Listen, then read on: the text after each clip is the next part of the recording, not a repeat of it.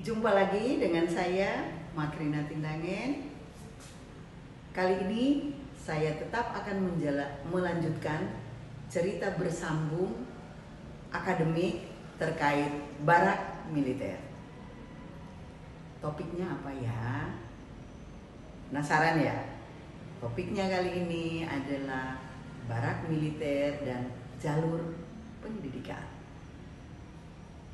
Apa ya Ibu jalur pendidikan itu? Waduh, ini lumayan banyak nih harus dijelaskan di jalur pendidikan. Jadi ini terkait dengan masalah kebijakan dalam pendidikan. Ya, kita mengenal saat ini ada 3 jalur pendidikan.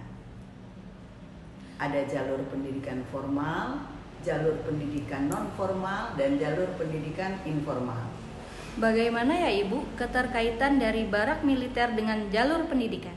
Ya, seperti saya sudah katakan sebelumnya tadi, selama ini kita selalu hanya menggunakan yang rutinitas kita itu adalah untuk mendukung pendidikan formal itu ada 2 ya, yaitu jalur pendidikan non formal dan jalur pendidikan informal.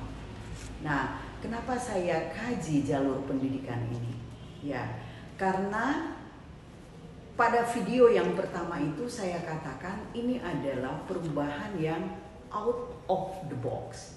Artinya apa?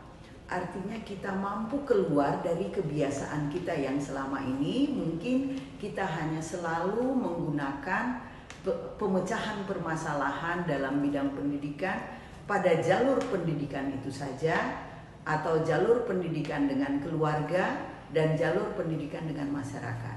Nah, saat ini kita tentunya harus berpikir kreatif karena permasalahan ternyata sudah berkembang, karena masalah pendidikan itu juga terkait dengan perkembangan teknologi dan informasi. Sehingga kita mungkin harus memaksimalkan yang namanya jalur kerjasama. Bukankah selama ini sebenarnya pendidikan formal sudah menerapkan jalur pendidikan kerjasama ini? Karena sebenarnya jalur pendidikan kerjasama ini itu bisa memfasilitasi siswa baik untuk mengubah perilaku yang belum sesuai menjadi sesuai, yaitu contohnya barak militer, ya. Namun juga bisa dimanfaatkan untuk mengembangkan potensi yang ada pada peserta didik.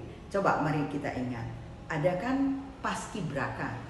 Itu pun kita memanfaatkan lembaga yang kompeten untuk melatih bakat siswa yang memiliki bakat terhadap kemampuannya dalam hal terkait dengan upacara kenegaraan.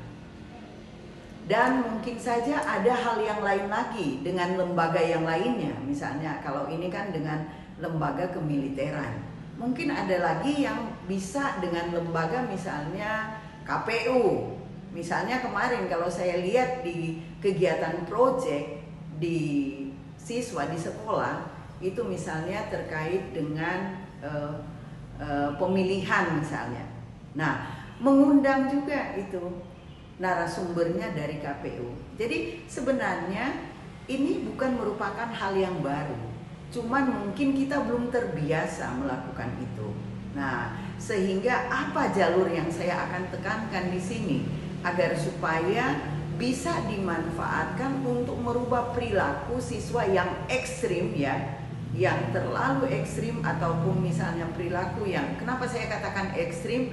Karena sudah mengganggu iklim kenyamanan belajar di sekolah. Nah, sehingga membutuhkan kerjasama dengan lembaga lainnya.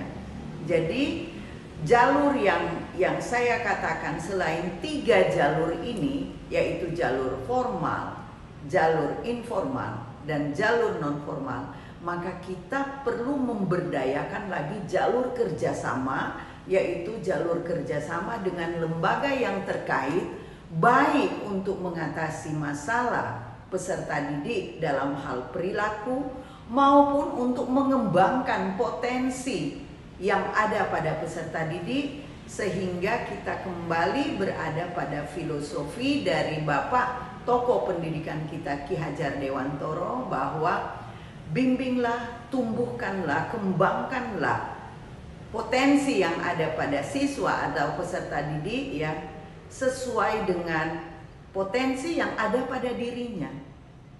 Nah, jadi dengan memaksimalkan lembaga yang selama ini mungkin belum berada di dalam lembaga formal, kita ajak bekerja sama untuk meningkatkan potensi yang ada pada peserta didik atau untuk merubah perilaku yang belum sesuai menjadi perilaku yang sesuai.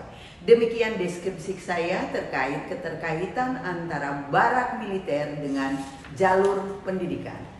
Terima kasih, semoga bermanfaat.